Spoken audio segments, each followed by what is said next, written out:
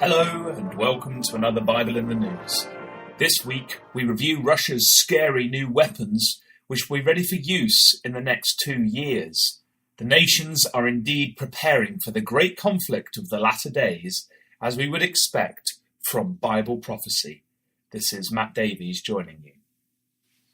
In the Bible, in the book of Joel chapter 3, we read of a remarkable prophecy of our time. We know this because in the first verse, God, through the prophet, declares, "For behold, in those days and in that time, when I shall bring again the captivity of Judah and Jerusalem." It is thought that Joel was written around 900 years before Christ. We have seen God's hand at work fulfilling this prophecy in recent years, 3,000 years later. The Jewish people who, despite being scattered from their homeland by the Romans nearly 2,000 years ago, retained their cultural identity and in recent times have been regathered to their land. They declared the independence of the State of Israel in 1948, 60 years ago, and they obtained control of Jerusalem after the Six-Day War in 1967. Joel chapter 3 is a prophecy for our days then, in the time when God has indeed brought again the captivity of the people of Judah and Jerusalem back from their wandering. The next verse explains God's intention for this regathered people. "I will also gather all nations and will bring them down into the valley of Jehoshaphat, or the valley of God's judgment, and will plead with them there for my people and for my heritage Israel, whom they have scattered among the nations and parted my land." Joel chapter 3, verse 2. So God is going to bring the nations against Israel.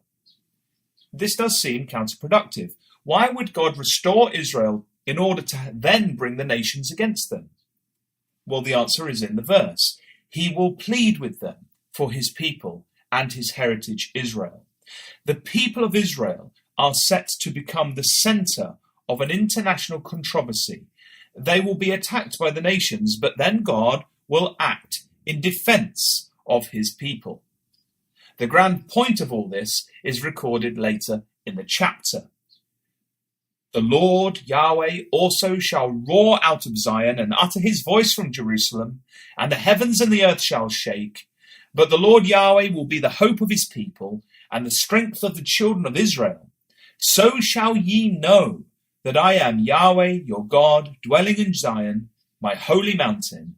Then shall Jerusalem be holy, and there shall no strangers pass through her any more." Joel chapter 3, verses 16 to 17. These things then have been revealed to any who wish to understand the Creator's purpose. He will use this coming conflict in order that people will know him. And clearly this indicates that Israel do not currently know him. In that day, the world will know him, and he will dwell in Jerusalem, which will become the capital city of the kingdom of God on the earth. At this time, Jesus and his faithful followers will be kings and priests, and we shall reign on the earth, as it says in Revelation chapter 5, verse 10. This is ultimately where the world is heading, and this is God's great revealed purpose. It is interesting to consider that in the middle of the prophecy of Joel chapter 3, we read, "Proclaim ye this among the Gentiles, prepare war, wake up the mighty men, let all the men of war draw near, let them come up, beat your plowshares into swords and your pruning hooks into spears, let the weak say, I am strong." That's Joel 3, verse 9 and 10.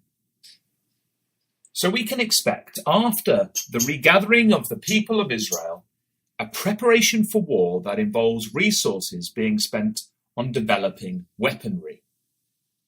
In the companion prophecy of Ezekiel 38, we read of the principal nations involved in the coming conflict.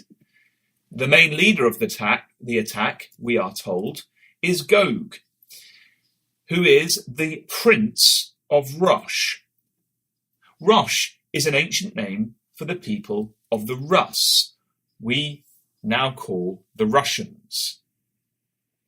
We would expect, therefore, to see them leading the way in the preparation for war in the latter days.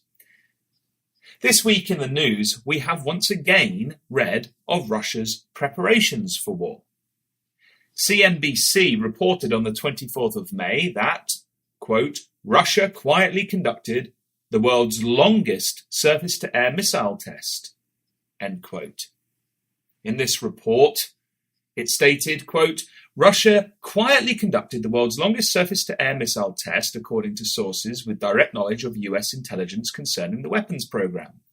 The S-500 surface-to-air missile system successfully struck a target 299 miles away, which the US assessed is 50 miles further than any known test, said the sources who spoke to CNBC on the condition of anonymity. The latest revelation comes 1 week after CNBC learned that multiple US intelligence reports assess that Russia will be capable of fielding a hypersonic glide vehicle called Avangard, a weapon that no country can defend against, by 2020. The hypersonic weapon is capable of carrying a nuclear warhead and is designed to sit atop an intercontinental ballistic missile.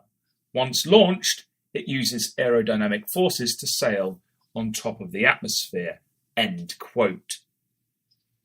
The Avangard supersonic weapon is supposed to move at 20 times the speed of sound, so fast that it would be impossible to stop. It can carry nuclear warheads, and according to reports, there is no known defense against it.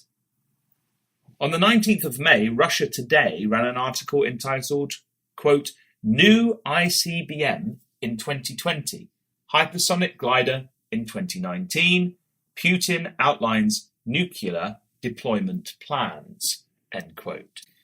ICBM stands for Intercontinental Ballistic Missile. In the report, it states, quote, the Sarmat is Russia's future silo-based intercontinental ballistic missile, which will replace the aging Voyevoda ICBMs.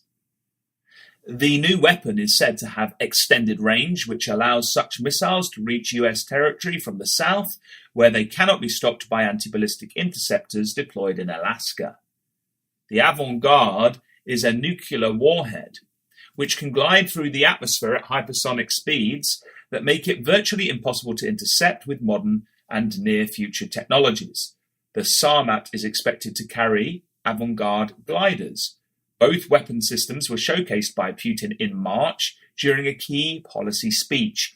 He said they and several other weapons currently in development in Russia make American ABM systems incapable of reducing Russian nuclear deterrence in the foreseeable future.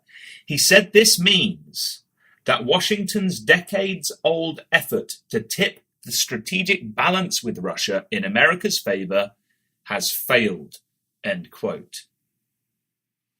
The new Sarmat missile has been nicknamed the Satan II. These two weapons, which have been in this week's news, are 2 of 6 which Putin had announced back in March the 1st in his State of the Nation address. Other weapons he boasted of were a nuclear-armed underwater drone, supersonic cruise missiles and lasers, and a nuclear-powered cruise missile with unlimited range. ITV ran a report on the speech back in March and entitled it, quote, You listen to us now.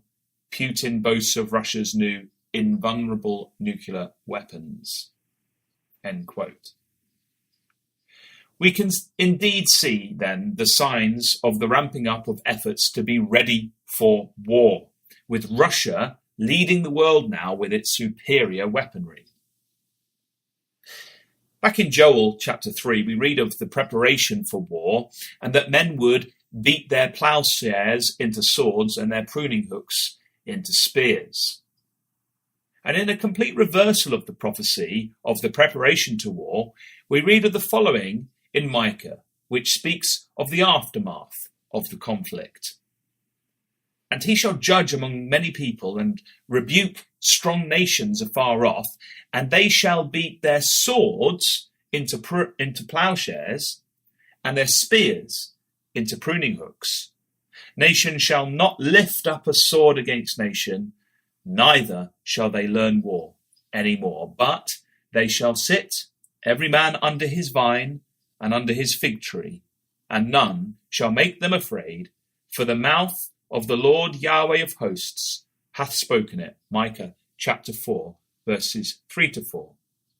What a time to look forward to, a time of peace and of righteousness in the coming kingdom of God.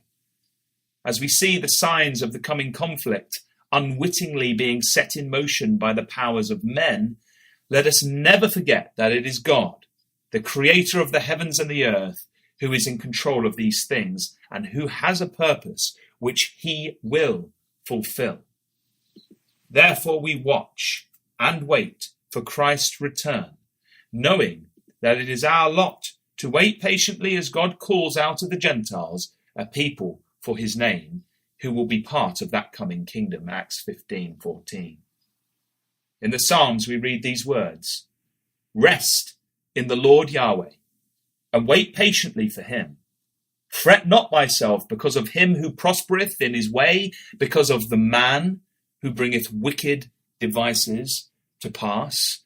Psalm 37 verse 7. And so we watch and wait patiently. This has been Matt Davies. Join us again next week, God willing, for another Bible in the News.